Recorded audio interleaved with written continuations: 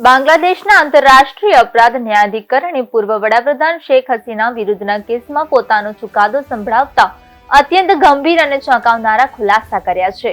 ટ્રિબ્યુનલે શેખ હસીના, તેમના પૂર્વ ગૃહમંત્રી અને પૂર્વ પોલીસ વડાને 2024માં થયેલા વિદ્યાર્થી આંદોલન દરમિયાન થયેલી હિંસા માટે માનવતા વિરુદ્ધના ગુનાઓ માટે દોષિત ઠેરવ્યા છે. આ સાથે તેમને ફાંસીની સજા ફટકારવામાં આવી છે. શેખ હસીનાની સાથે આ મામલે પૂર્વ ગૃહમંત્રી અસદુજ્માન ખાન કમાલ અને પૂર્વ ડીજીપી ચૌધરી અબ્દુલ્લા અલ મામૂન પણ આરોપી છે. તમામે માનવતા વિરુદ્ધ ગુના કર્યા છે અને બધાને સજાએ મોત આપવામાં આવી રહી છે. ટ્રિબ્યુનલે પોતાના ચુકાદામાં જણાવ્યું છે કે શેખ હસીનાએ શાંતિપૂર્ણ પ્રદર્શન કરી રહેલા વિદ્યાર્થીઓ પર હેલિકોપ્ટરથી બોમ્બ ફેંકવાના આદેશ આપ્યા હતા. ટ્રિબ્યુનલે કહ્યું કે શેખ હસીના અને અન્ય આરોપીઓએ સંયુક્ત રીતે એક ગુનાહિત ષડયંત્ર રચ્યું હતું.